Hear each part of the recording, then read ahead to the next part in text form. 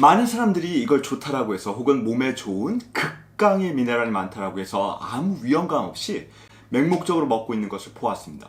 건강한 사람들도 주의가 필요하지만 특히 염증 반응이 많은 사람들, 만성피로자, 노약자, 섬유근육통 환자, 그리고 암 환자, 자가면역 질환자들은 정말 피해야 하는 단 한 가지 음식을 소개합니다.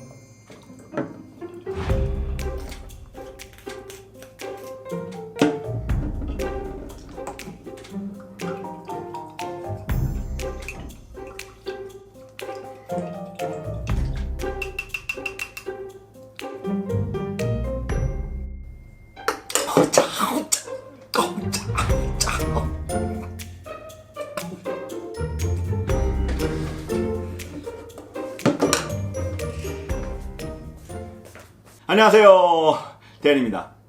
이걸 음식이라고 칭하기는 어렵지만 저희가 흔히 먹는 것 중에 하나입니다. 제가 오늘 소개하려고 하는 것은 소금인데요.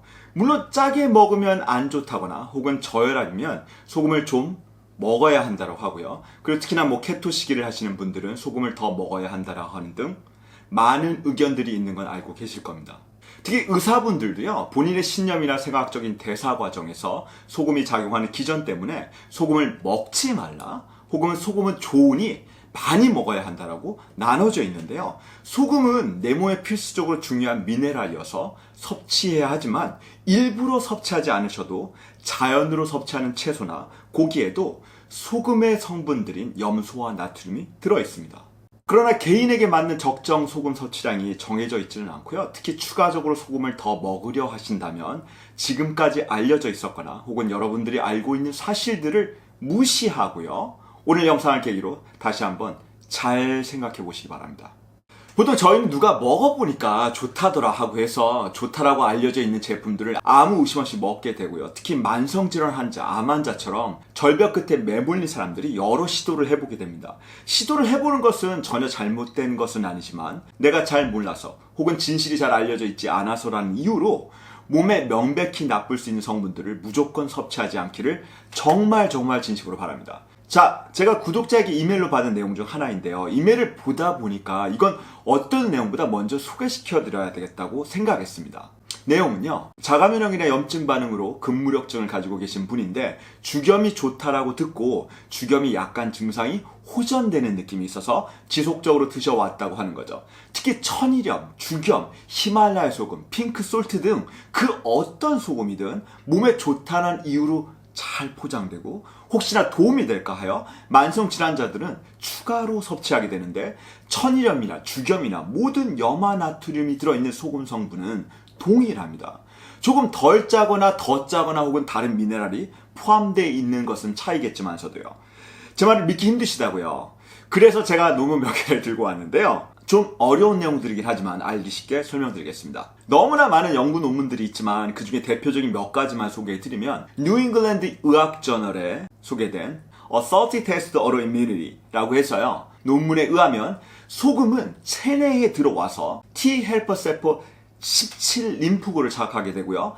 사이토카인 염증을 통해서 많은 염증 반응을 일으키고 자가 면역을 더 악화시킨다고 하는 것이죠. 사실 소금과 같이요, 미네랄의 사람에 대한 효과는요, 사람들을 가둬둘 수도 없고 서로 다르게 생활하는 환경을 제한하기가 힘들어서 의미 있는 실험 결과를 거두기가 힘든데요. 이 실험은요, 장기적으로 소금이 인체에 어떤 변화를 일으키는지 살펴보고 있습니다. 특히 이 실험은요, 화성 520 미션으로요, 가상 우주 환경 비행 연습에서 우주 비행사들이 무려 205일 동안 격리되어 식단에 별다른 변화 없이 소금의 섭취만을 증가시켰을 때 염증 인자가 어떻게 바뀌는지를 실험한 아주 중요한 논문입니다. 좀 주목해 주세요. 205일의 긴 실험 기간 중 하루 소금 12g을 섭취했을 기간과 하루 소금 6g을 섭취했을 기간의 백혈구에서 혈액질환, 감염증, 악성 종양, 류마티스 관절염에서 증가하는 단핵구의 수치를 측정한 결과 놀랍게도 무려 단핵구 수치가 3배 넘게 차이가 나는 것을 알 수 있습니다. 즉 하루 소금 섭취량을요 6g에서 12g으로 2배 늘렸을 뿐인데 백혈구 수치가 무려 3배나 증가하는 것이었습니다. 또한 하루 소금을요 12g으로 과다 섭취하는 경우 염증 유발 사이토카인인 IL-6, 23이 증가하고요. 반대로 항염작용을 하는 사이토카인인 IL-10은 감소하는 것으로 나타났습니다. 이건 소금이요 과민한 면역 반응을 신체 내에서 유발할 수 있다는 것입니다. 소금을 섭취하면 할수록요 더 많은 염증이 유발되고 소금을 적게 섭취하면 할수록 염증 유발이 줄어든다는 것입니다. 참 놀랍죠? 저희가 주로 먹는 음식은요 된장, 간장, 김치, 젓갈류와 간편식과 같은 가공식품으로 인해서요 국내 평균 인당 소금 섭취량이 비교적 높은 편인 것을 고려하고요 하루 평균 12g의 소금 섭취량으로도 염증 인자가 증가되는 것을 보면요 6g 미만의 소금 섭취량이 권고된다고 할 수 있습니다. 제가 자가 면역에도 좋지 않다라고 서두에 말씀드렸죠. 다발성 경화증은요 동양인에게는 적지만 자가 면역 질환 중 하나입니다. 다발성 경화증은 신경세포의 파괴가 일어나는 자가 면역 질환인데 소금의 과다 섭취 시요 증상은 무려 2.75배에서 3.95배 증가되고 자가 면역 질환 자체가 더 심해질 확률이 3.4배 넘게 증가한다는 것이죠. 본인의 뇌신경세포를 공격하는 자가 면역이 있는 경우에는 소금 섭취가 그 증상들을 가중시키는 것으로 나타났고 이뿐만 아니라요. 제가 임상적으로 경험한 손해 위축증, 팅이나 뚜렉 등과 같은 운동장애가 있는 경우에도 소금의 섭취는 안 좋은 것으로 보입니다. 제가 아래 설명글에는요. 더 많은 논문들 주석을 달아놓을 테니 관심 있으시면 더 읽어보시기 바랍니다. 그리고 마지막으로요 논문뿐만 아니라 이런 뉴스 기사들을 보면 소금의 과다 섭취가요 고혈압뿐만 아니라 장내 유익균들을 감소시켜서 면역을 약하게 하고 대표적인 자가 면역 질환을 악화시킬 수 있다는 사실들이 속속 증명되고 있습니다. 여러분들이 좋다라고 소문난 음식을 먹는 것도 무조건 과용하게 되면 위험할 수 있다는 교훈을 얻으셨나요? 그리고 이에 대한 전문가들의 의견들도 각기 다릅니다. 그러나 감염이나 혹은 암과 같은 질환들 외에 날마다 심해지는 환경 변화를 통해서 면역기 이상이 생기고 염증 반응 인자가 증가하는 만성 통증, 만성 질환, 자가 면역과 같은 면역계 질환에 대해서는 이러한 사소한 사실도 주의해야 한다고 생각합니다. 죽염이나 핑크소금, 히말라야 소금도 그 예외는 될 수 없습니다. 예를 들어 죽염이 소금 속에 비소와 같은 독가스 성분과 관수 성분이 제거되어 안전하다고는 하지만 소금 자체의 염화나트륨 성분은 그대로 존재합니다.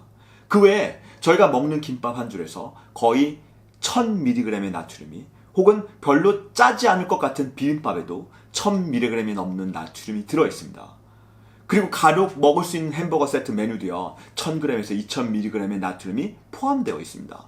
특히 국, 찌개, 빵, 간장, 젓갈류 등 짠 음식들 외에요 국수, 라면, 짬뽕, 매우면서도 달고 짠, 단짠, 배달 음식과 같은 사서 먹는 모든 음식들에 정말 짜다 싶을 정도의 소금이 많이 들어있습니다. 오늘부터 내 소중한 몸을 위해서 소금부터 좀 줄여보시지 않으렵니까? 그럼 올바른 정보를 찾는 이들에게요 저희 정보가 건강한 삶의 방향을 제시하길 바라고요 제가 이 정보를 지속적으로 만들 수 있도록 잊지 말고 구독과 다른 추천 영상들도 꼭 확인 부탁드리겠습니다.